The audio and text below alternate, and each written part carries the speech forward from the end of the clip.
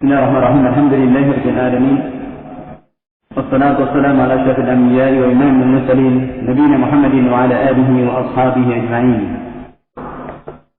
أما بعد، أيها الإخوة أعزكم الله ورحمكم. Melanjutkan pembelajaran kita. Tadi sudah kita sebutkan betapa mulianya permasalahan dakwah ini dan juga tujuannya. Tidak ada tendensi yang lain kecuali hanya mengharapkan ridha Allah Subhanahu wa taala, mengajak umat agar menjadikan ketundukannya hanya kepada Allah Subhanahu wa taala. Namun demikian, dalam masalah ini kita melihat pada bagaimana praktek dakwahnya Rasulullah SAW dengan sabar dan musawarahnya, untuk kita bisa meraih dengan apa yang Allah Subhanahu wa taala firmankan tadi dan sudah kita singgung. Wa ma yulaqaha illa alladziina sabaru wa ma yulaqaha illa dzu hazzin 'adzim. Tidak akan mendapatkan itu semuanya kecuali orang-orang yang senantiasa sabar, dan tidak akan mendapatkannya kecuali orang-orang yang mendapatkan bagian yang besar. Maka barang siapa mengilmuinya dengan baik, bisa akan mendapatkan bagian yang besar dari warisan para rasul, dari warisan para anbiya wa rasul. Yang ini adalah jalan yang sangat mulia, jalan yang akan mengantarkan kita kepada surganya Allah Subhanahu wa taala. Karena inilah, dalam menuju jalan ini, wasilah-wasilah dan juga tentang keiktiat telah banyak Rasulullah SAW contohkan kepada kita. Kami di sini dari apa yang ditulis oleh Syekh Utsaimin rahimahullah taala dalam risalahnya Dakwah ila Allah. Beliau katakan di antara wasail dakwah kepada Allah Subhanahu wa taala, yang pertama adalah al-musyafahah mubasyarah, berbicara langsung dengan orang yang didakwainya, wajhan liwajhin, kemudian menjelaskan kepadanya, menjelaskan kepada mereka ini akan hakikat dakwah yang mulia ini dan keutamaan-keutamaannya. Juga jelaskan kepada mereka akan samarat, akan buahnya yang indah dan apa yang dijanjikan oleh Allah Subhanahu wa taala. Ini sangat pokok dan sangat dasar sekali. Jangan kemudian kita hadapi seseorang itu dengan juz'iyat, permasalahan-permasalahan parsial. Namun ketika kita meluruskan pada seorang, ajak bicara, kemudian pahamkan kepada mereka dengan prinsip dari dakwah yang mulia ini, maka insya Allah kalau kemudian dasar pokok ini sudah tertanam, berikutnya masalah furu', masalah juz'iyat dari permasalahan-permasalahan agama ini akan mudah untuk kemudian dipahami dan diterimanya. Maka jelaskan kepada mereka hakikat daripada dakwah Ahlus Sunnah wal Jamaah, dakwah salafiyah, dakwah menuju kepada dakwah ila tauhid, yang banyak orang tidak memahami. Karena inilah kita lihat bagaimana yang ditulis oleh penulis buku ini sepertinya juga kurang memahami. Sekalipun dalam judul bukunya mengatakan dakwah salafiyah, dakwah bijak, benar. Namun tidak kemudian bijaksana, bijaksini seperti apa yang dimaui oleh penulis ini. Jadi dia sampai menuduh kepada orang seperti Syekh Rabi bin Hadi al-Madkhali hafizahullah ta'ala, dikatakan yang membabi buta dalam mengkantar kepada ahli bid'ah. Padahal kita lihat risalah beliau, kalau seandainya membaca risalahnya, salah satu dari risalahnya Syekh Rabi bin Hadi al-Madkhali, Manhajul Anbiya fi Da'wah ila Allah, fihi al-hikmah wal aql. Ini termasuk direkomendasikan oleh Syekh Shalih Al-Fauzan dari kalangan hayat kibar ulama. Lah orang seperti ini mau membantah kepada Wal jibal, ya. Yang namanya gunung-gunung ini sama saja dengan ngantem nendang gunung. Qul fillah jazakumullah.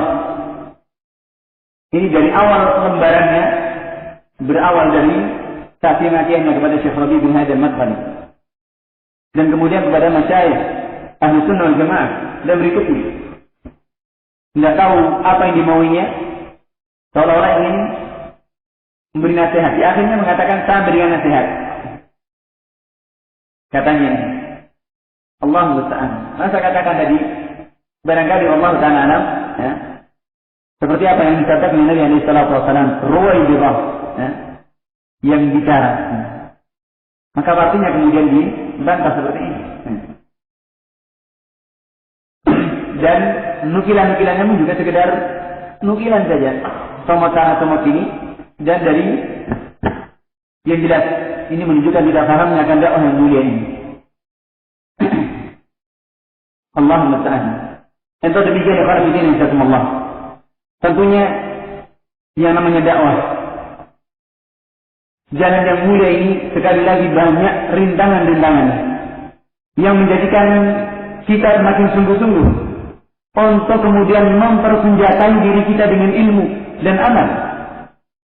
Dengan ilmu-ilmu bagaimana jalan yang mulia ini yang Allah Subhanahu wa taala berfirman kepada Rasulnya alaihi salatu wassalam, "Qul hadhihi sabili." Inilah, katakanlah inilah jalanku. Dan juga wasiat Allah Subhanahu wa taala, "Wa anna hadha sirati mustaqima." Dan inilah jalanku yang lurus. Fattabi'uhu, maka ikutilah jalan tersebut. Fala tattabi'us subula fatafarraqa bikum min sabilihi. Dan jangan mengikuti jalan-jalan yang banyak. Bisa jalan-jalan itu akan menyesatkan dari jalan Allah Subhanahu wa taala ini. Maka jelaskan yang pertama ini. Manakala memungkinkan untuk kemudian kita jelaskan. Dan ini yang paling pokok. Jelaskan kepada umat tentang hakikat permasalahan dakwah yang mulia ini. Dan keutamaan-keutamaannya, demikian pula yang dijanjikan dan buah dari dakwah yang mulia ini. Sementara dakwah-dakwah yang lain tentunya mengarah kepada prestis dan juga yang lain. Namun dakwah ini antara kita dengan Allah Subhanahu wa taala. Tujuan kita tiada lain adalah mendapatkan apa yang dijanjikan oleh Allah Subhanahu wa taala. Maka jelaskan kepada mereka tentang keutamaan dan kelebihan keistimewaan dari dakwah yang mulia ini. Dan tentunya seorang dai, dan ini siapa saja.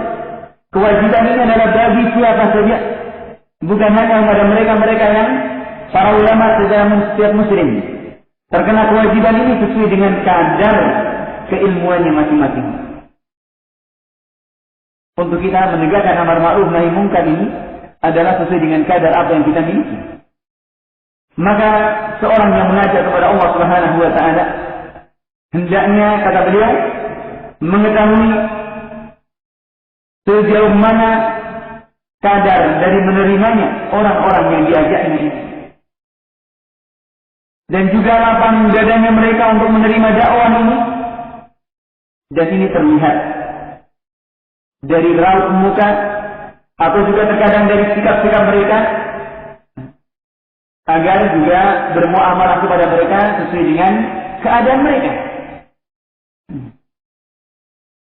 Kemudian memungkinkan untuk kemudian muhawarah, mengajak bicara dengan mereka, sampai kemudian benar-benar bisa menerima dakwah yang mulia ini.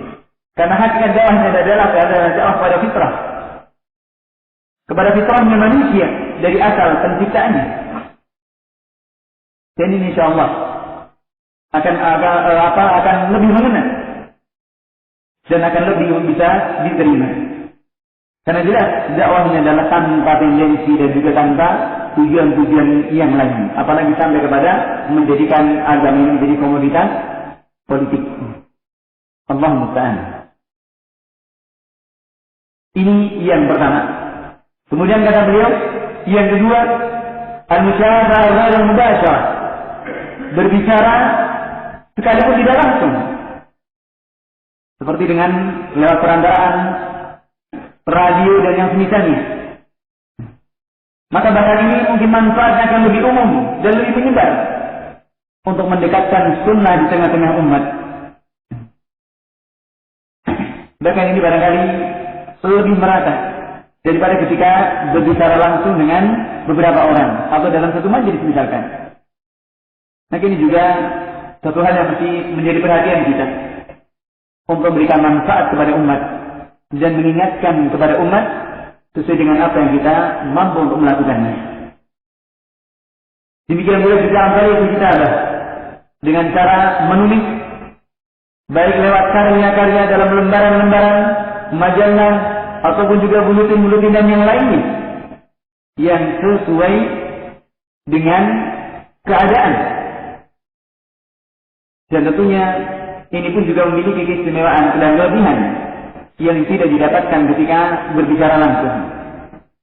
Di mana seorang yang membacanya mungkin akan bisa membacanya 1, 2, 3 kali. Dan juga bisa lebih tenang dengan pikiran yang fresh untuk kemudian bisa memahami akan hakikat dakwah yang mulia ini. Adapun kemudian tentang keijtihadan, dan ini merupakan bagian daripada hikmah dalam kita berdakwah kepada Allah Subhanahu wa taala. Dari sisi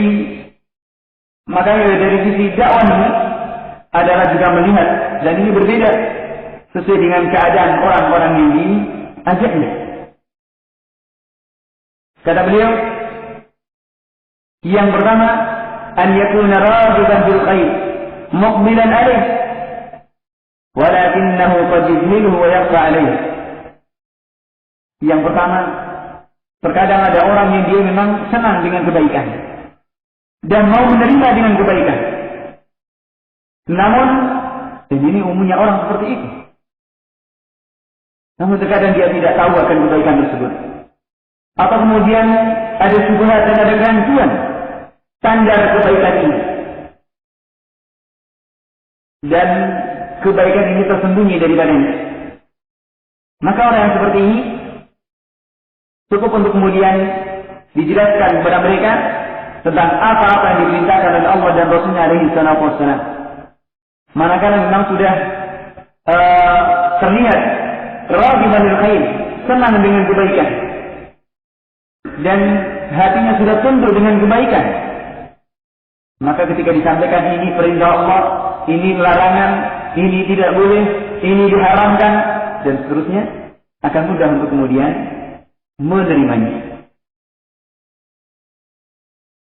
Kemudian kondisi yang kedua, an yakuna indahu futurun wa kadar anil khair.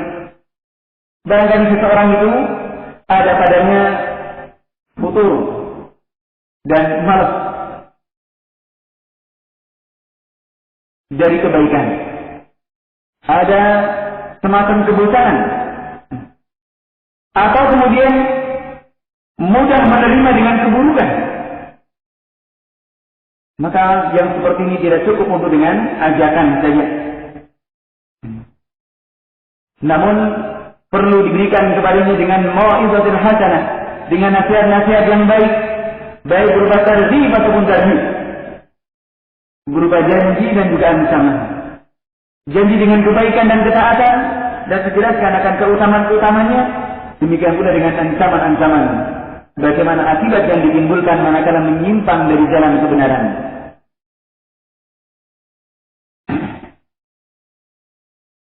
Kemudian yang ketiga, an yakuna inda yaradun anil khair. Seseorang yang dia memang berpaling dari kebenaran dan berusaha membela dengan keburukan yang ada padanya. Bahkan kemudian membentenginya dan berhujjah dengan dalil untuk menguatkan dari keburukan dan penyimpangan-penyimpangan yang ada padanya. Maka seperti ini pun tidak cukup dengan semata-mata dakwah dan ajakan. Demikian pula tidak cukup dengan mau'izatul hasanah. Namun di sini perlu untuk kemudian mujadalah billati hi ahsan. Tentunya dengan cara-cara yang baik. untuk menjelaskan kebenaran dan juga untuk mematahkan hujah-hujah mereka. Namun dalam hal ini para hadirin insyaallah, untuk poin yang ketiga, hendaknya kita juga menjaga dan kita juga harus tahu diri, karena betapa banyak dan khususnya anak-anak muda seperti kita terkadang semangatnya untuk ingkari munkar, mengingkari kemungkaran itu besar sekali, namun terkadang kurang modal, yang akhirnya kemudian terjadilah apa yang terjadi. Maka untuk yang ketiga ini, yang sudah berkaitan dengan mujadalah, hendaknya benar-benar kita melihat dan mengasah kepada diri kita. Jangan lempari rumah orang yang terbuat dari beton, sementara rumah kita dari kaca. Ini yang perlu diperhatikan. Karena betapa banyak, dan itu musyahad. Orang-orang jadi korban, inginnya menasihati, malah kemudian ternasihati, menjadi korban. Yang tadinya, Masya Allah, membela kepada sunnah, ketika jiwa ingkar mungkarnya ini, yang tidak dimodali, tidak dibekali dengan modal yang cukup, akhirnya kemudian terpelanting, dan kemudian terbawa, dan tergilas, dengan kata-kata mereka yang pintar untuk bersilat lidah. Maka khonafidin insyaallah, ini yang poin yang ketiga, hendaknya kita waspada. Mending kita perhatikan dari diri kita sendiri. Alaikum anfusakum la yadurrukum man dhalla idza ihtadaytum. Wajib bagi kalian dengan diri kalian sendiri. Perhatikan diri kita sendiri. Tidak akan memberikan madarat kepada kalian orang-orang yang sesat, manakala di atas kita di atas petunjuk. Tidak peduli orang lain terkenal di atas kesesatan, manakala kita di atas petunjuk dan di atas hidayah, di atas dalil. Maka kalau bismillah, yang paling pokok adalah selamatkan diri kita. Ini orang bahaya. Nanti kalau kita tidak nasihati, kita tidak dekati, kita tidak, bahaya akan menyebar kemana-mana. Datang ke orang tersebut, diajak debat, diajak mujadalah, akhirnya tes, malah kemudian dia yang berbalik. Dan ini musyahad. Tidak perlu saya contohkan. Banyak orang-orang besar, bahkan doktor sekalipun, dan di tanah haram sekalipun. Mungkin khonfidin insyaallah, untuk poin yang ketiga ini hendaknya benar-benar kita hati-hati. Kemudian beliau menyebutkan Syekhul Islam Ibnu Taimiyah rahimahullahu taala, beliau katakan an-nasu salatatu aqsam. Manusia terbagi menjadi 3 kelompok. Imman ya'tarifu bil haqqi wa yajtahid. Yang pertama adalah orang yang mengakui akan kebenaran dan mengikutinya. Fa hadza sahibul hikmah. Maka ini adalah orang yang memiliki hikmah. Yang kedua, wa imma an ya'tarifu bihi lakin la ya'malu bih. Orang yang mengenal kebaikan namun tidak mengamalkannya. Fa hadza yu'adu hatta ya'mal. Yang kedua ini dinasihati sampai kemudian mau beramal. Wa inna an la ya'tarifu bih. Dan yang ketiga, orang yang tidak mengenal kebaikan. Fahadzal jadil ladzi akan. Maka yang ketiga ini adalah diajak diskusi dengan cara-cara yang terbaik.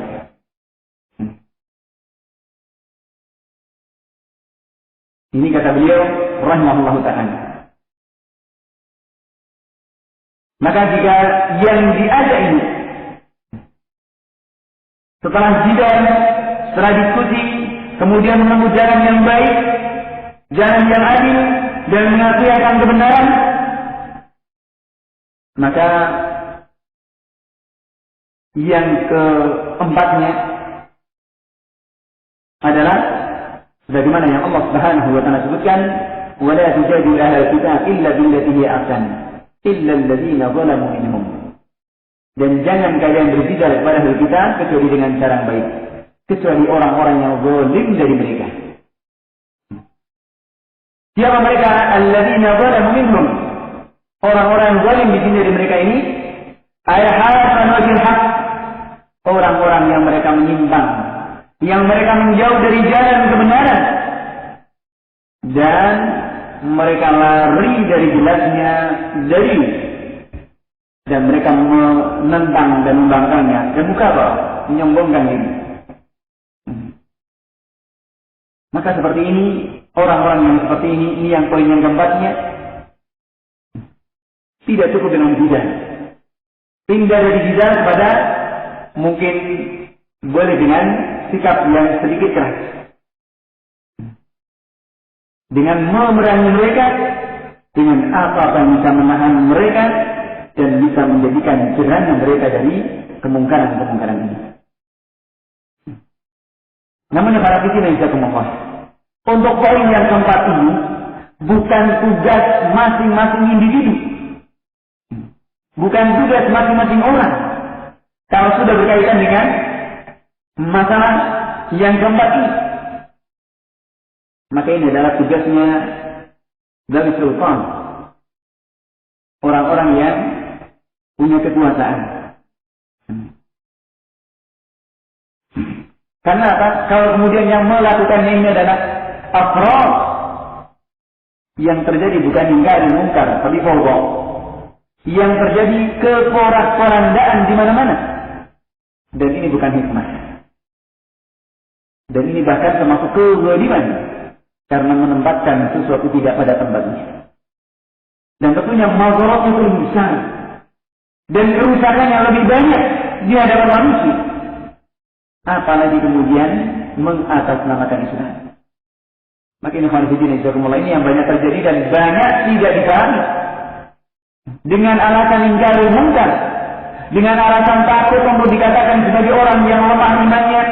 Karena Rasulullah SAW mengatakan, "Man ra'a minkum munkaran falyughayyirhu bi yadihi, fa in lam yastati' bi lisanihi, fa in lam yastati' bi qalbihi, wa dzalika adhaful iman." Kata Rasulullah, jika kamu melihat kemungkaran, maka rubahlah dengan tanganmu. Jika tidak bisa, maka dengan lisanmu. Jika tidak bisa, maka dengan hatimu. Dan ini kata Rasulullah, selemah-lemahnya iman. Oh, saya tidak mau, saya masih punya tepel. Ya. Saya masih bisa, ngapro orang juga masih bisa. Bukan itu permasalahannya. Saya tidak mau dikatakan sebagai orang yang lemah imannya. Maka inilah yang terjadi. Rasulullah SAW menyampaikan yang seperti ini merupakan fikih dalam ingkar mungkar. Bagaimana yang namanya ingkar mungkar mesti dipertimbangkan antara maslahat dan madarat. Dalam mengingkari kemungkaran ini harus benar-benar dipertimbangkan. Jangan sampai kemudian karena mengingkari kemungkaran membuat kemungkaran yang lebih besar. Dan ini Rasulullah SAW dalam banyak kasus. Ketika kekuasaan ada di tangannya, ada di tangan beliau, ternyata Rasulullah SAW tidak menegakkan orang-orang yang berhak untuk ditegakkan hukum kepada mereka. Contohnya kepada Abdullah bin Ubay bin Salul, si tokoh munafikin, sampai akhir hayatnya. Apakah Rasulullah SAW menghukuminya, menegakkan hukum kepadanya? Kita lihat. Padahal sekian banyak ayat turun dalam surat ini. Kisahnya masih viral. Kisahnya hadithul ifk. Tuduhannya kepada Aisyah radhiyallahu ta'ala anha. Juga dengan celaan-celaannya kepada Rasulullah dan para sahabatnya sepulang dari perang Tabuk dan juga dari perang Khaibar. Sampai turun ayat Allah Subhanahu wa ta'ala. Qul abillahi wa ayati wa rasulihi kuntum tastahzi'un la ta'tadiru qad kafartum ba'da imanikum. Katakan, apakah dengan ayat-ayat Allah? Apakah dengan Allah dan ayat-ayatnya? Dan juga Rasulnya, kalian jadikan bahan ejekan? Oh, enggak, kami hanya sekedar bergurau saja. Ingin melepaskan lelah, panas, letih. Mereka beralasan seperti itu. Dan Allah mengatakan, la ta'tadiru qad kafartum ba'da imanikum. Tidak ada uzur bagi kalian. Kalian telah kafir setelah iman kalian. Dan kasus-kasus yang banyak. Namun apakah kemudian Rasulullah SAW menegakkan hukum kepada dia? Yang dikatakan orang-orang munafik dikatakan innal munafiqina fi darkil asfali minan nar. Orang-orang munafik tempatnya adalah di jurang neraka yang paling dalam. Nas dari Allah Subhanahu wa taala. Namun kita lihat hikmah dari Allah, dari dakwahnya Rasulullah SAW. Kisahnya Dzul Khuwaisirah yang mengatakan, "Iqbil ya Muhammad fa innaka la ta'dil." Berlaku adillah wahai Muhammad, sungguhnya engkau ini tidak berlaku adil. Ini kufur sudah. Menghina kepada Rasulullah SAW adalah kufur. Penghinaan kepada Rasulullah SAW adalah kekufuran yang tentunya berat. Bagaimana kata Syekh Muhammad juga dalam tafsir bersamanya juga menjelaskan itu. Kalau dia bertobat, tobat adalah antara dia dengan Allah. Namun hukum tetap harus dia harus dipenggal lehernya. Karena ini adalah haknya Rasulullah SAW. Orang yang mencela kepada Rasulullah SAW hanya dibunuh. Namun apakah kemudian Rasulullah SAW menegakkan hukum pada Dzul Khuwaisirah? Maslahat, mafsadah menjadi pertimbangannya. Rasulullah mengatakan pada ketika katanya Rasulullah izinkan saya untuk memenggal leher munafik ini. Rasulullah mengatakan saya tidak ingin. Orang-orang akan mengatakan bahwa Muhammad SAW membunuh para sahabatnya. Karena di belakang ini masih banyak orang-orang yang lemah imannya, masih banyak orang-orang yang seperti ini. Maka ini hikmah dalam dakwah. Hendaknya dalam mengingkari kemungkaran hendak ini pada tempatnya. Jadi Rasulullah SAW. Maka ini hikmah dalam berdakwah. Kemudian kepada bagaimana praktek Rasulullah SAW. Jangan kemudian satu hadis dimakan mentah kemudian ditinggalkan yang lain. Ya akhirnya kemudian ya seperti itu yang terjadi. Dan yang seperti itu dikatakan sebagai pahlawan, sebagai mujahid. Oh enggak, pokoknya kalau mati syahid gitu. Enggak seperti itu. Maka ini bukan jalan yang benar seperti ini. Para hadirin Allah. Ini poin yang keempat ini. Maka ini diantara kaidah dakwah yang tentunya harus dipahami dan semestinya mendahulukan yang penting dari yang di bawah. Taqdimul aham wal aham. Dan kemudian juga mengedepankan kepada dasar-dasar pokok sebelum kepada juz'iyat dan furu'iyat. Kepada hal-hal yang parsial, yang pokok kedepankan dulu. Dan ini kita lihat Rasulullah SAW ketika mengutus kepada Mu'adz bin Jabal ke negeri Yaman. Innaka ta'ti ahla kitabin. Sesungguhnya engkau akan mendatangi sekelompok umat, sekelompok kaum dari ahli kitab. Ahli kitab ini berbeda dengan orang Badui, berbeda dengan ahli watan, berbeda. Perlu dipahami bagaimana keadaan mereka. Menempatkan orang itu sesuai dengan keadaan mereka. Dan apa kata Rasulullah? Faltakun awwal ma tad'uuhum syahadati an la ilaha illallah. Jadikan awal yang kamu ajak kepada mereka adalah la ilaha illallah. Dan ini tentunya permasalahan yang pokok sebelum yang lainnya. Kalau ini sudah ditegakkan, yang lainnya akan lebih mudah. Dan ini wasiat Rasulullah SAW. Taqdimul aham fal aham. Maka apa artinya kemudian kita mengajak umat untuk tegakkan syariat Islam, tegakkan syariat Islam? Nah, syahadat sendiri belum paham. Belum mereka yang sudah cukup mengucapkan kalimat la ilaha illallah benar.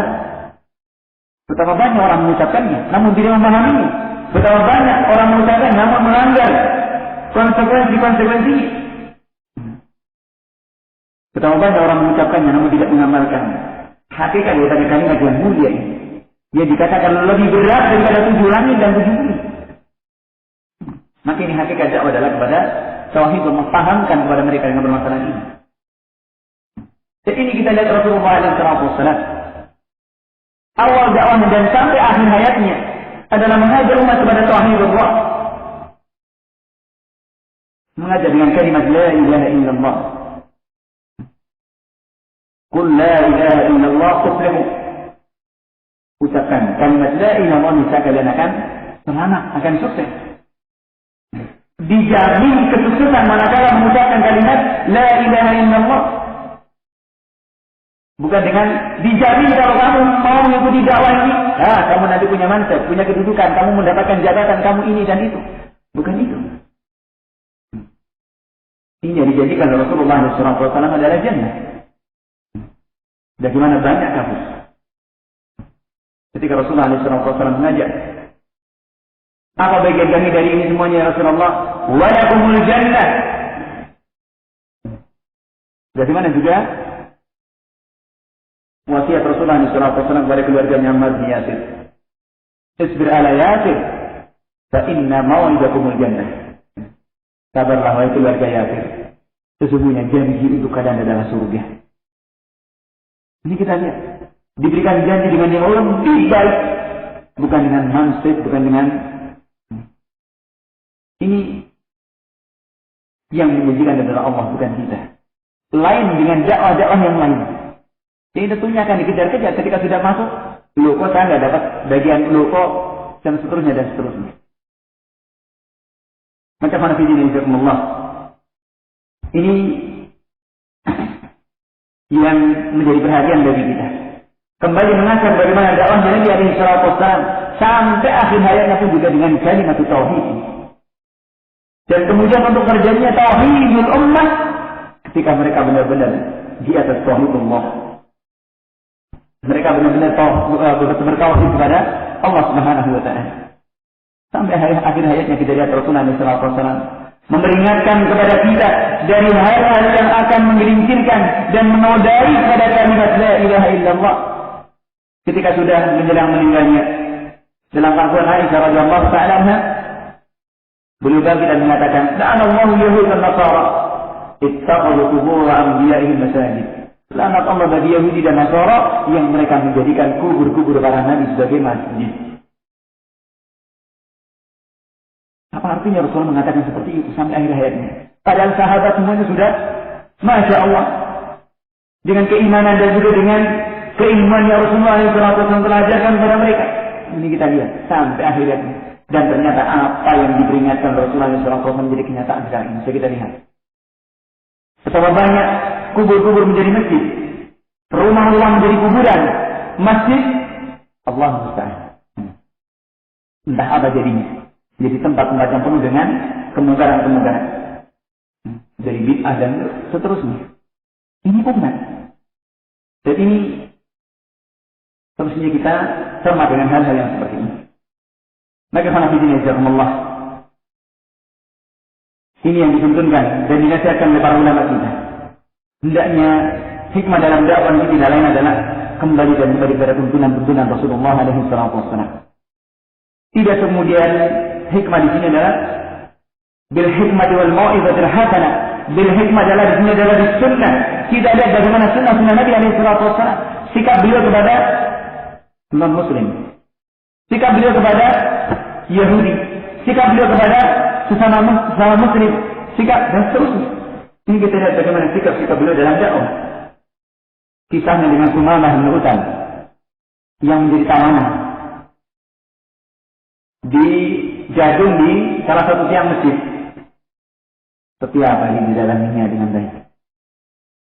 Apakah kemudian setiap orang kafir itu harus dibunuh? Atau setiap orang kafir itu mesti harus dipotong seperti itu sebagaimana yang diperbuat oleh banyak orang? Seenaknya sendiri. Ini yang perlu diperhatikan. Dan kita lihat bagaimana disebutkan juga dalam Imam Bukhari menyebutkan dalam Adabul Mufrad.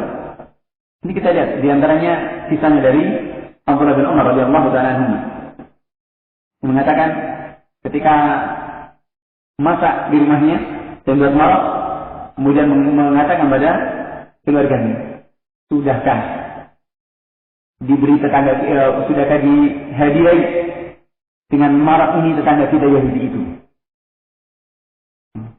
Ini bertetangga dengan Yahudi juga seperti itu. Maka ini Islam mengajak kita dengan penuh adab. Dan manakala kita benar-benar mencermati masalah ini, Masya Allah, Islam mengajak kita dengan adab-adab yang sangat tinggi. Adab kepada Allah, adab kepada Rasulnya, adab kepada para ulama, adab dalam dakwah ini, bahkan adab kepada binatang sekalipun. Semuanya ada aturan dan semuanya ada tuntunan, dan ini adalah hikmah. Bil hikmah di sini adalah bis sunnah.